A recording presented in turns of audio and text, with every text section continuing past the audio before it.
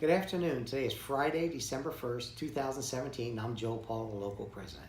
I have a handful of things I want to talk about today.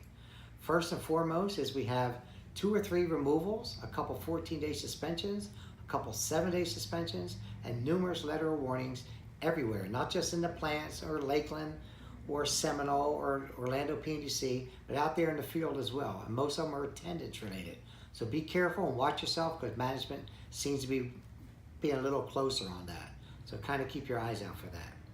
We have in Orlando PNDC, we have a lot of things going on in maintenance. We still have grievances on the Moss clerk job that they did away with, the ET job, and the staffing package. We're fighting those hard. We're not in agreement with any of it.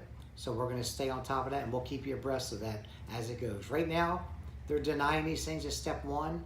We're also doing the line H issues all around, trying to get the custodian hours and getting paid for those. So we are on top of all those. So once we start getting some resolves, we'll start letting you know what's going on. Let's talk about the MVS craft. Vega, which is your maintenance craft director, Gilbert Vega, just received some monetary awards that we're putting together right now to make sure that we don't miss anybody. There's like 8 or 9 of them. So he's been diligently working on those, trying to get them together, and I'm going to go over them to make sure everything's fine. That's a great thing. The one-man staffing grievances that we've been talking about for a long time in the Orlando PNDC. Well, we had a problem with our old labor representative from the Postal Service. She drug her feet on a lot of things. Now Postal Service has assigned a new labor rep. And within a week, our steward, Kathy Holmes, has come to a lot of positive results there, really, with her. And they haven't finalized anything in writing yet, but they are looking at some monetary settlements. And Kathy's been, I just want to tell you right off the bat, you've heard a lot of things about, well, why aren't we getting these? Well, it wasn't Kathy. This was labor dragging their feet. Kathy is finally coming with labor, a new labor rep, and they're coming to some good resolves. There'll be monetary resolves. Once they get signed, then we'll let you know more about it. But you need to be really thankful and thank Kathy when you see her because you're going to be receiving some money. And she's done a heck of a job, and I just want to commend her. That's a great job she's done for it. Not just us, for everybody, and she's staying on top of it. After this Function 1 scheduler, we're not going to put up with anything with that. We believe there should be 2 people in the machine. I don't care how much mail there is. There should be 2. So that's what we're going to go with, and we're going to stick with it. If we have to send them to step 3, we will. Let's talk a little bit about the some other offices out in the field. We have some issues in Lakeland with the custodians. We feel like that we did a staffing package. We were in there. We feel like they should have more custodians in there. We feel like that's in the main office mostly. There should be. We still have a BEM job, building mechanic job. That's a step 3. They're contracting out a lot of our work. Some of our people just don't have the time to get to the work. But that's not our fault. That's the Postal Service's fault.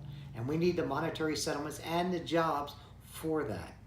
And out in the field, we were out there at the VMF in Orlando PNDC, where Bob McSorley and I also traveled out to the VMF at Lake Mary, because we had a labor management meeting in DeLand, Florida, which is also a hotbed of problems. We had that 2 days ago. I believe I took care of a lot of that, but only time will tell. We have problems in Oviedo. We have problems in Kissimmee. We have problems in about 12 different offices right now.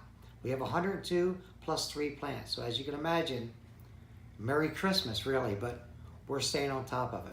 Now let me save some of the worst things, really. The Function 1 schedulers that are going on in Orlando PNDC and the Seminole PNDC. We're going to meet with Seminole next week. Right now they posted 3 level 7 expediter jobs, and I'm told 3 more express jobs. Those are supposed to be new jobs. So if you like the jobs, you need to bid the jobs. They're planning on accessing 3 people receive letters. They're accessing 3 out of the craft to another craft within the installation. They had to give them a 60-day notice letter, as by Article 12 in the contract. But what's going to happen is, when that time gets here, when they're going to be accessing 3, even the most senior clerk in the building can apply and take those jobs. You can have the 3 most senior people go into those 3 jobs. But what happened is, the bottom 3 people don't get access there, but the senior ones do. But remember, if you go there, you lose your seniority, just like you would if you were the junior person. The senior person that goes in lieu of, rather than the junior people, start a new period of seniority. don't have the opportunity to come back and you go down to level 4 pay. If you involuntarily get excess there, like the junior people forced there, they start a new period of seniority, they keep save grade level 6, and when a residual vacancy comes back in the craft, then they're going to get the opportunity to come back. So those are just some things. Next week I'll have a lot more information on that because we haven't yet met until Tuesday. Today we had our second meeting over at the Orlando PNDC. What they're planning on doing is posting some level 7 jobs that are going to be installation wide for every level 7, whether they're in bulk mail, lead sales service associates, or in the plants, level 7s. If they're reposted jobs, they're going to be posted for all the level 7s only. When they're new level 7 jobs, they're going to be installation wide. But also on tour 1, 2, and 3, they're talking about some repostings and some accessings off of those tours. So as we get more information, Tuesday of next week, I'll let you know more about that. But there are going to be a lot of jobs, a lot of people getting letters saying your job's going to be reposted. And there's going to be some accessing off of the tours. So Postal Service is doing this. We are not in agreement with any of it. Zero. But we're going to make sure that they do it right. We're not going to play around with that. So it's kind of frustrating, really. We don't want any of that to happen. But I wanted to give you a heads up. If you see a good job, something that you like, it's a good chance you need to bid on that job just to make sure. Let's see what else we have here. And pretty much that's about it that I can think of for today. But just kind of hold tight, until we get all the information, which we don't have. I've already seen a lot of flaws. We're trying to fix those flaws.